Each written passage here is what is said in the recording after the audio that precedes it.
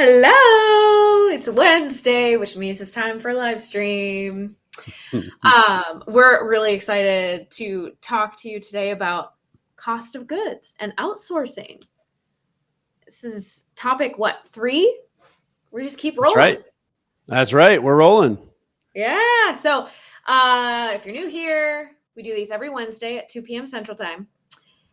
And we're kind of going down our simple profit formula right now, which is we're on topic number 2, which goes revenue, cost of goods. And today we're going to go through the 3 breakthroughs around cost of goods and outsourcing that'll allow you and your business to be more profitable at any size, which is what we all want, right? Yeah, no, that's the exciting part of this topic, right? There's some things we talk about, like obviously revenues, getting to that bigger size. But the beauty of this is you get it dialed in and it makes you better no matter how big or how small you are. Mm-hmm. So, yeah. And then, so I know some people are like, cost of goods, I don't sell a product or anything. I don't have materials or whatnot. Is this really relevant to me? To that, I say, if you're anything more than a solopreneur, so if you have you plus anything else, this is relevant for you. Yes. And even those solopreneurs, unless your goal is to forever stay a solopreneur, it will apply. And so then the hope today is there's a mindset shift around the way to look at it, which my dream is always like, can the business be smart all the way through and not have to fix itself at some point along the way? Never been my experience. I've always messed it up before I got it right. But hopefully for someone out there, this will help them start down that journey the right way. Yeah. So what you got to look forward to, we're going to go over those 3 breakthroughs around COGS and outsourcing. We'll leave some time at the end for Q&A. So we keep track of any questions we get throughout the week, and we put them into our Q&A section. So we'll leave time at the end to answer any of those. If you guys have questions as you're watching this, feel free to comment. We're watching those, and we'll add them in where it makes sense. Cool?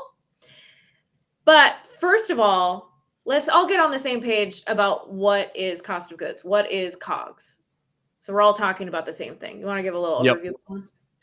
Yeah. So, okay. So to your point, everybody knows, like, I've got certain members on my team and here's the services or products that we sell.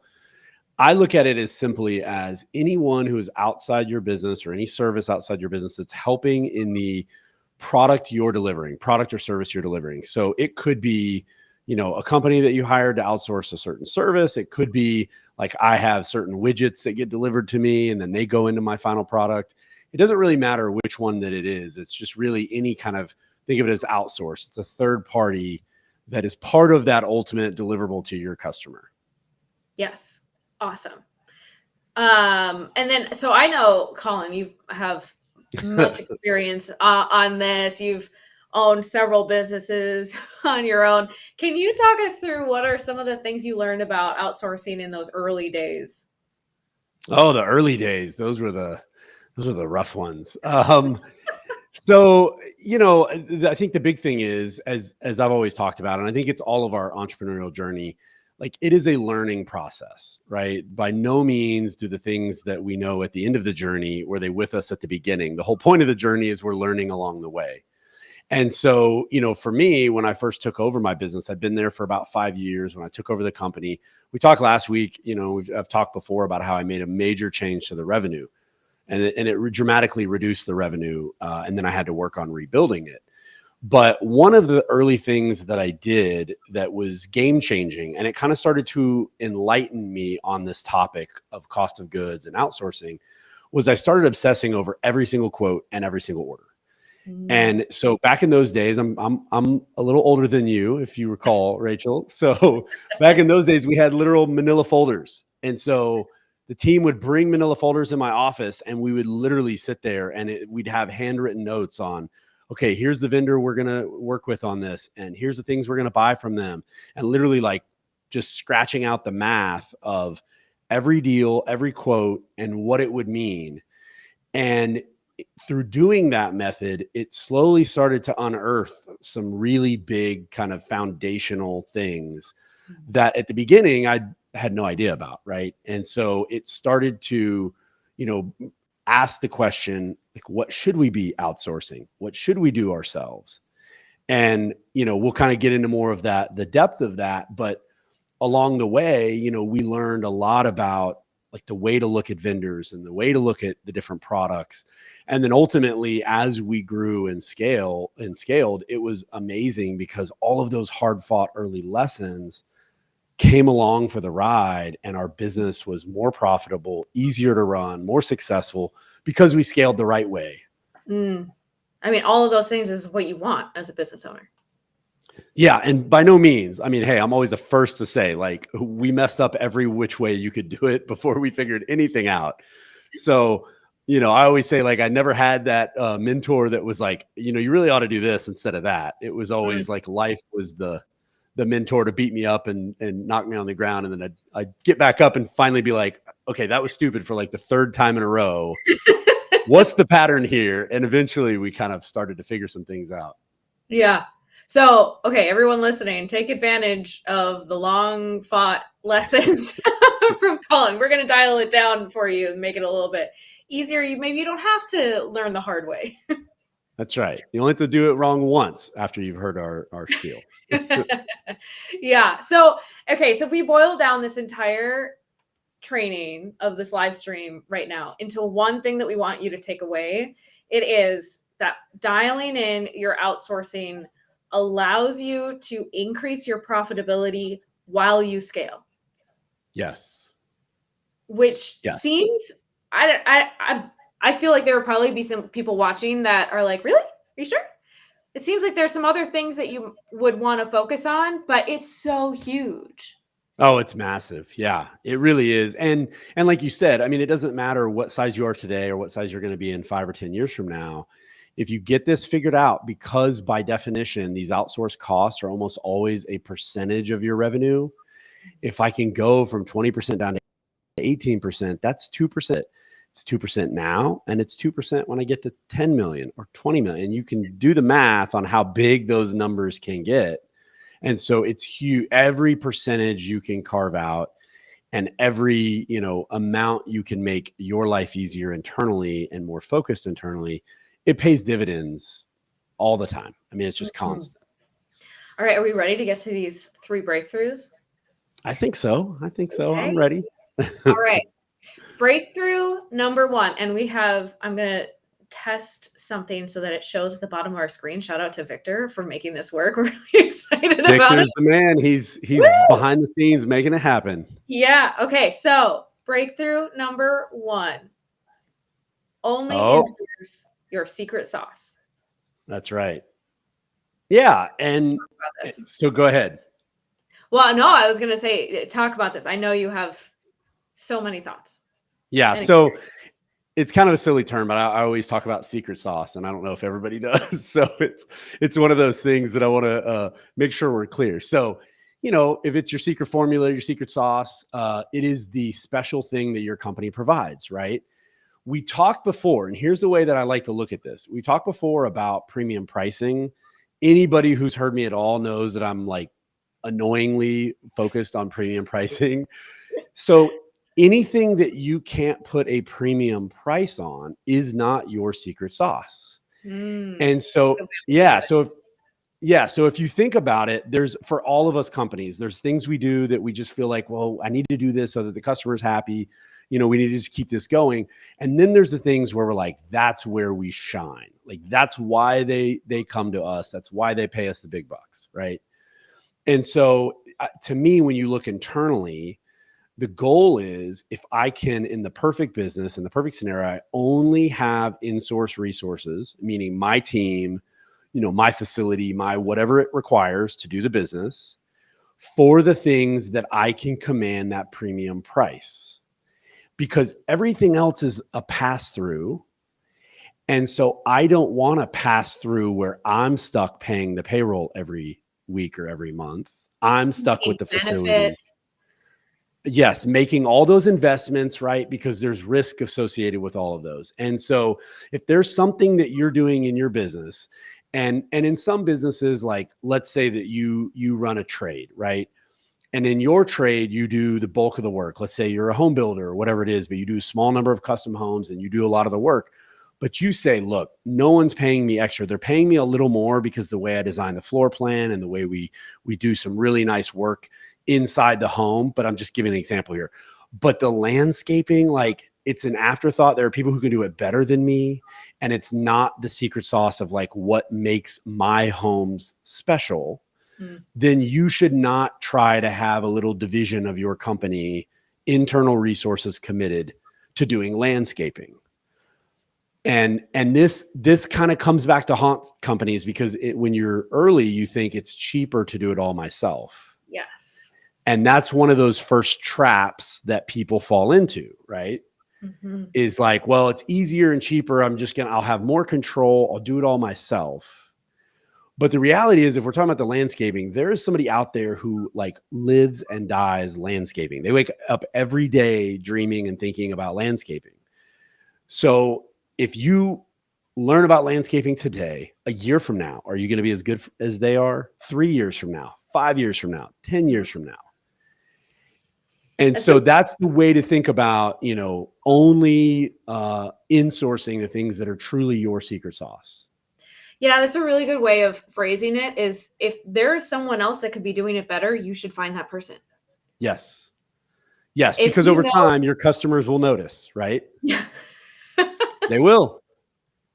Yeah, that's a great way of thinking about it because another way to phrase the secret sauce is if you know that you're still going to be the best of the best a year, 3 years, 5 years down the road, that's what you should be doing internally in your team. If there's someone else who can do it better, let them do it better. Yes, because if we're talking about our secret sauce, right, that is what we will charge a premium for. That is what we will wake up every day focused on. That is what we will stay among the best. And because of that, we will be training our team around that topic. We'll be adding new resources. If you're a visionary person in your company, you'll be casting a bigger and grander and better vision for that part of your business. And then it'll be like, well, and when we do all that, like, don't forget, somebody's got to hire the landscapers so that we still get the landscaping done. The guy who wakes up or the lady who wakes up dreaming and thinking and obsessing over landscaping, if your competitor hires them, people will be awed by what they see at the front of the home. And you're just hoping they have to get inside to see your special sauce, right? And so just remember that there's a huge penalty over time for not, outsourcing the elements that you're not willing to dedicate that high level of focus and resources to. Let's talk a little bit about, small businesses where you only have a couple of people on your team. You're doing a lot of insourcing because, that's just who you have available to do the work. At what point does it make sense to look at outsourcing? Or maybe even when you get further, what point does it make sense to bring it back in? Yeah, well, so again, to that point, you need to, I think, ask yourself, first of all, what things that I'm looking at in my business that I'm doing are really my secret sauce. And I would say most people get pulled in. There's one element they're really, really good at. And then the other elements are kind of like, well, these are in the market. These are attached to what I am passionate about doing. So just really know that answer for yourself. And then, hey, if you're a solopreneur, no doubt you're having to do this all yourself to start with. But you should know what are the first handful of things that I'm going to outsource. And then what's beautiful about that is then you have a little bit of a shopping list, right? And so you can just spend some time figuring out like what are the options that are on the table that if I went out looking for, I could find these. And then it's really just a matter of scale. So I was saying at the beginning, start from the beginning smart. Like if you knew that list, then the minute you can be successful enough in terms of sales, the minute there's enough of your secret sauce that needs to be done, you can say, I know exactly what I'm shedding. And that's breakthrough because it's only when we're all in our own unique ability, doing our secret sauce, delivering it to customers who place a high value on it. It's only then that we really hit the highest level of success. That's a great point because I think a lot of times business owners, CEOs, visionaries, whatever you want to call yourself, are like, well, I get stuck wearing all these different hats that, aren't my cup of tea. It's not what I do naturally well, but no one else is here to do them. If you can have a list of what are all the hats I'm wearing? What are the ones that I shouldn't be wearing long term?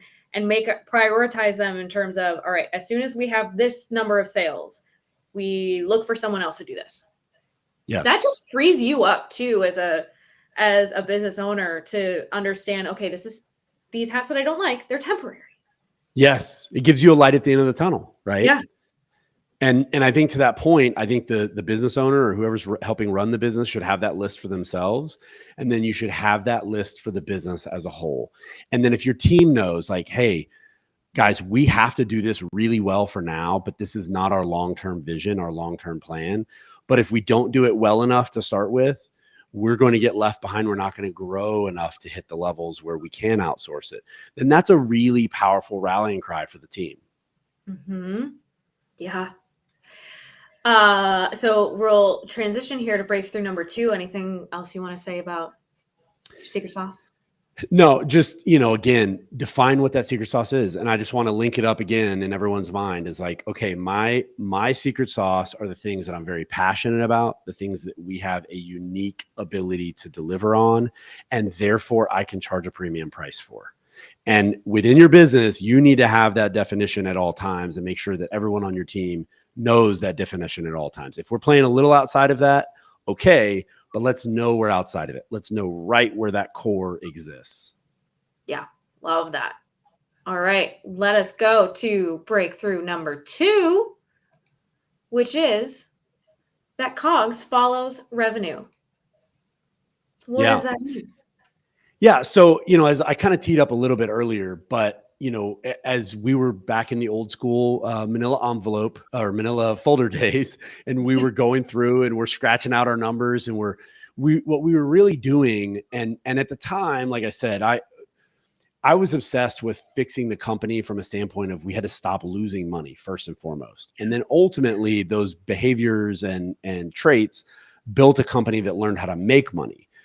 But as we did that, job by job and quote by quote, and we really kind of got into the core of it, one of the things that had an amazing impact was like it cast a long shadow, the impact of what we were doing.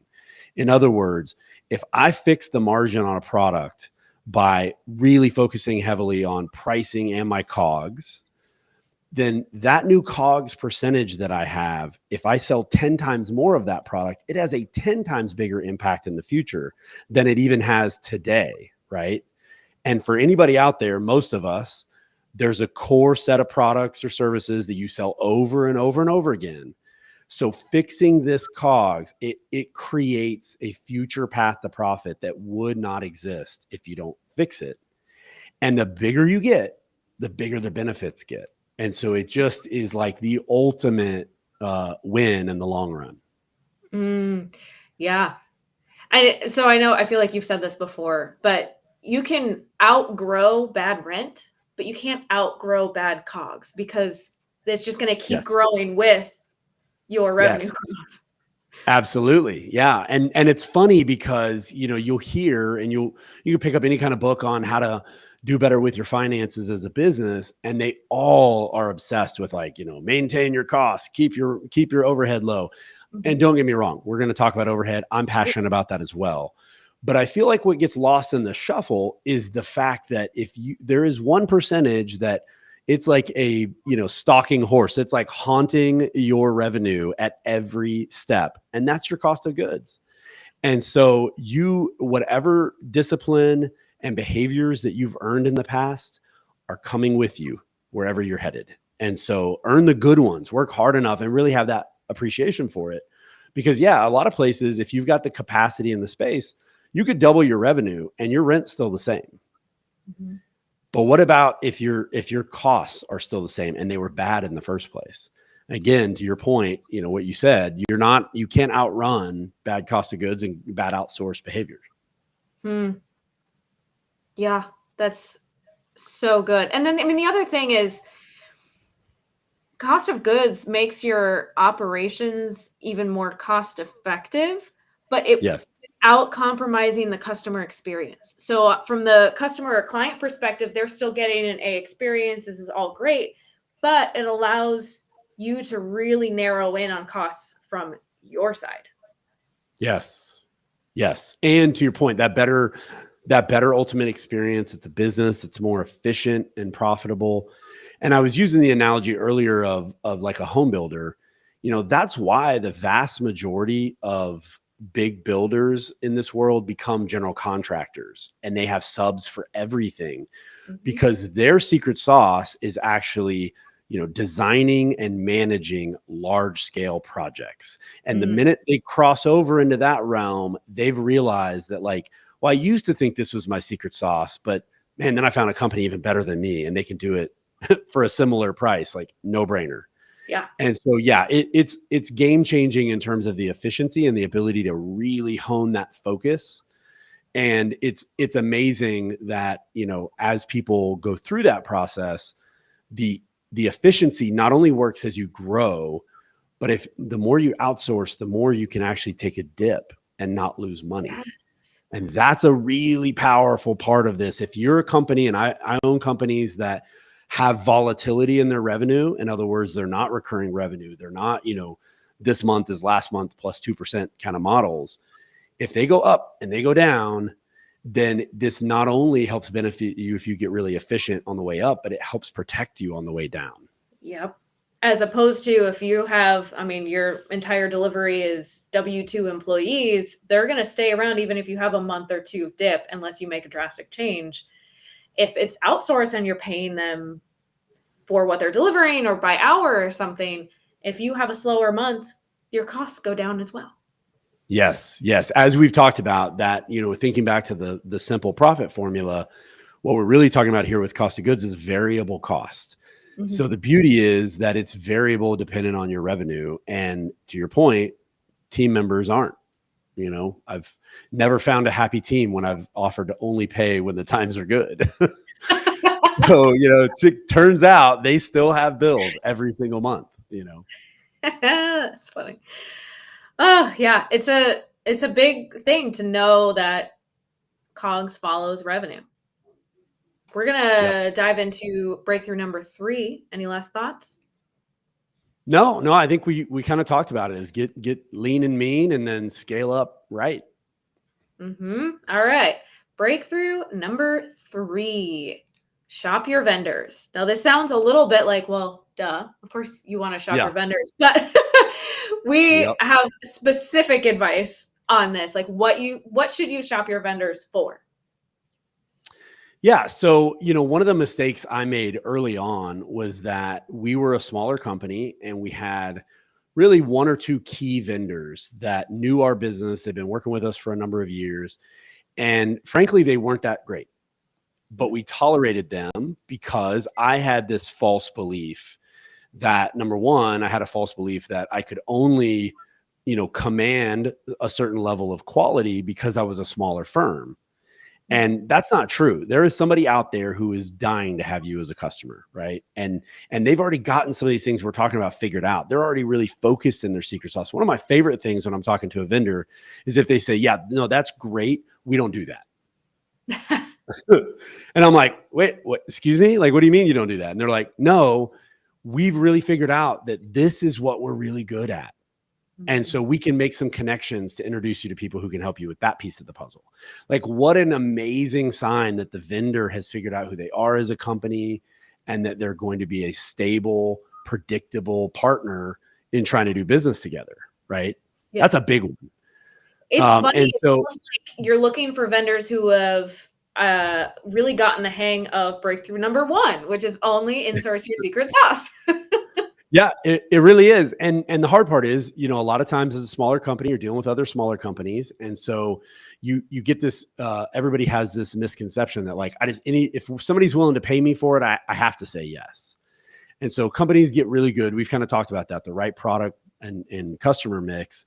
Like, once companies figure that out and they start to break through with that, and they only insource the good stuff, like they get really good and they get confident enough to say, "Nope, that's not me. But let me make some introductions because you're not the first person who's asked me for that. Let me help you Mhm. out." So yeah, that one's huge. And then, the next one that I would say is, like, as we figure out the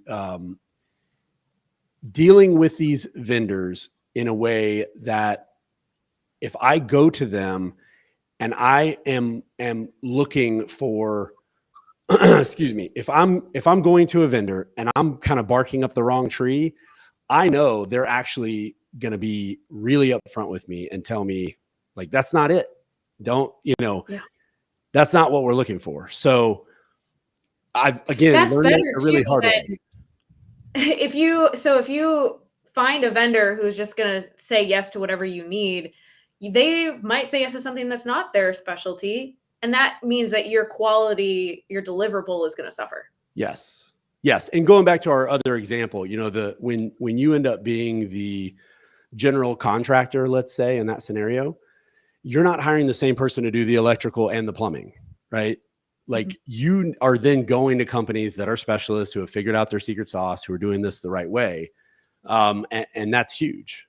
So when we say that, when we talk about shopping the vendor, we're not just talking about for price. That's one of the first mistakes. I told you that I made the big mistake of not thinking, I don't know if I didn't think we deserved a bigger, better vendor or a better vendor, let's say. But the other mistake people make is that they either only shop on price, and so then the quality immediately takes a hit.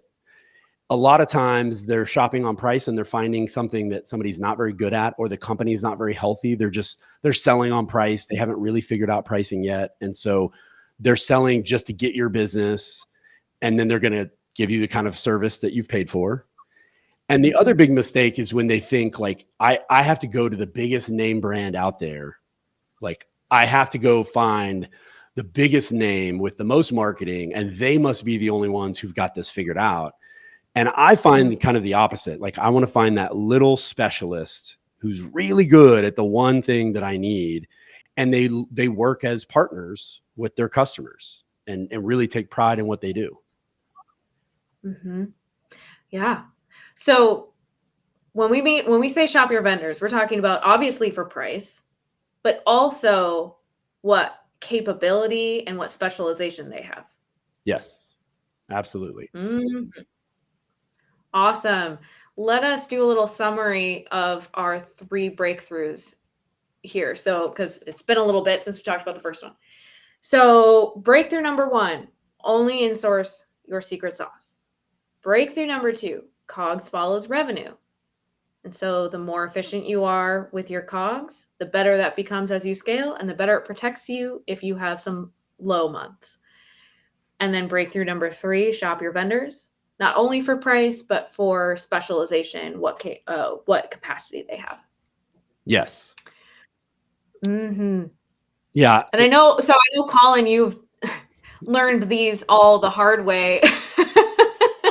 You have more examples that you want to share? Yeah. I mean, or like what that learning process went? To your point, and I don't know if I'm a slow learner or I just have to go the hard road, but I definitely in my career, certainly early in my career, was just trying to solve this bigger problem of like, we've got to make more money. And so I slowly kind of unearthed some of these different things as I went. And it took a long time, frankly, to fix a company and to really get things going.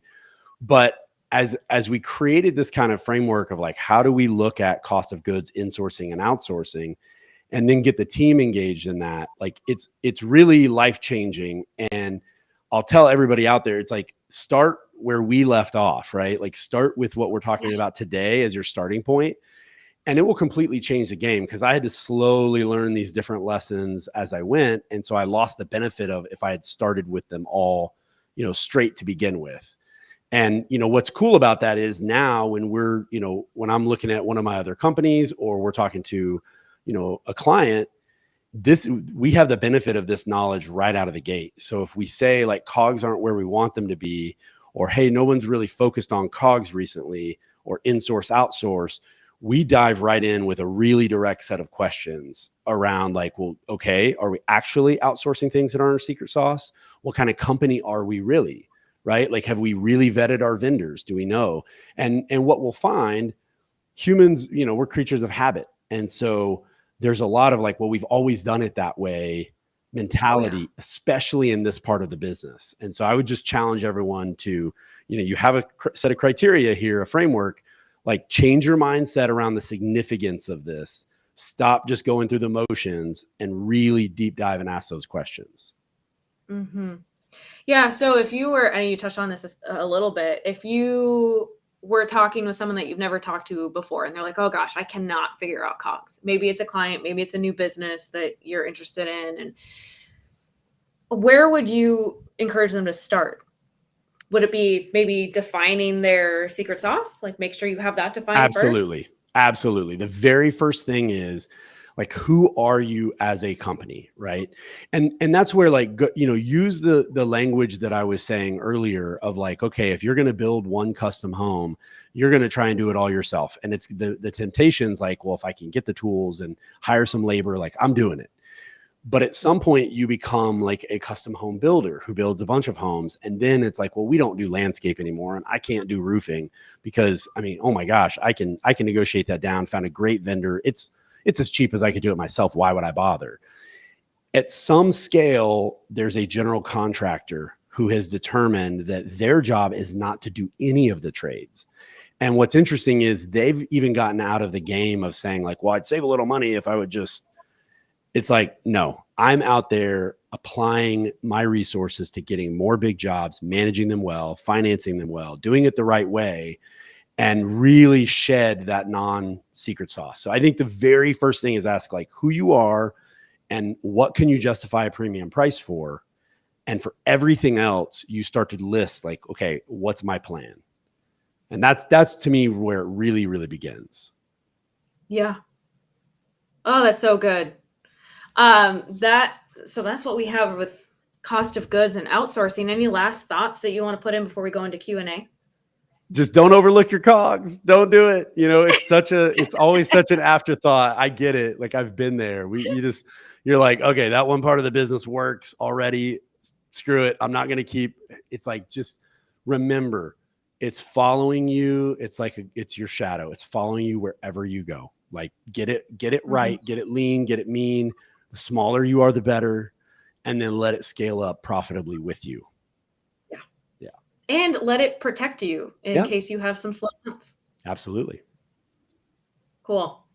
All right. So we've got a little bit of time. So the first question we've got from Linda, and she asks, during slow sales, should I prioritize marketing, cover immediate costs like rent, or consider a loan for expansion? That's a really good question. And I love, let me first frame it with what I love about the question. I'm a big believer in one of my favorite quotes is the beginning to all wisdom is asking the right questions. And so what I love about this question is that it really is like a day in the life, right? It is not, we get a lot of like narrow questions where it's like, hey, how should I look at price? How should I look at pricing my biggest product versus my add-on products or whatever, a very narrowly defined question. And so what I love about this is the act of entrepreneurship by definition is about, mitigating risk and making trade-offs. And so, essentially Linda's saying, hey, amongst these different trade-offs, when I'm in this situation, how do you look at it? And the first thing, I'll answer is number one, if we're talking about slow sales, and I don't understand the full nature of Linda's business, I'd be happy to, talk to her about it and get a little more detail. But if our sales are so slow that we're contemplating not paying rent, I don't know that we're ready to think about expansion. Like that seems to me like a premature, stage to be asking that question. Now, Linda may come through and say, well, based on my business, expansion is how you get more revenue. It's how I get into a more stable market or product line or whatever it is. But, I think you really just have to ask the question, like, what is going on with my cash flow and my profitability that rent's in jeopardy? That's, when I read this question, like, that's the thing my eye immediately gets like stuck on, covering the costs like rent. If we don't have the cash to do that, we need to ask. And tying it back to what we've been talking about today, you caught on really quick and we're harping on like, hey, this is going to protect us on the way down. Like, is Linda trying to do things with overhead that could be outsourced? And if she has a seasonal or volatile revenue business, then in those slower times, having outsourced that activity or that cost has a dramatic impact on her ability to sustain the slow season. Yeah. So what I hear you saying is that of the 3 that she listed, at least marketing, rent, expansion, prioritize rent first. Yes. And then what would you say next? Yeah. And then, again, I would ask, I mean, if we can get a return on marketing, I love marketing, but as you know, like we're obsessed with the data. Like I want to see how much we spent, what it's generating, and that it's selling enough of the right types of products to the right types of customers. So I love marketing. And I would also suggest that before you consider expansion, you need marketing dialed in. I was actually on a podcast today and we were having the conversation about like what a big business knows that small businesses haven't figured out yet. And so it's like, think about every big question that you don't have the answer to yet. By definition, the big businesses had to have figured that out.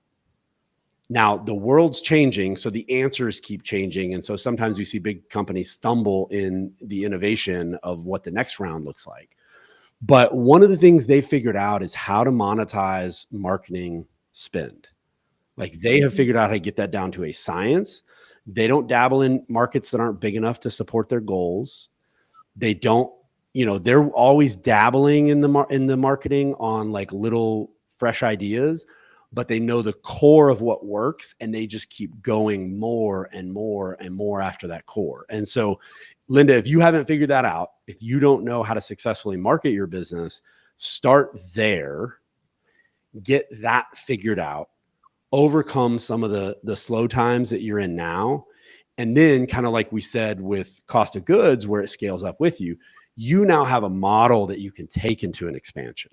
And that to me is where it gets really exciting. Yeah.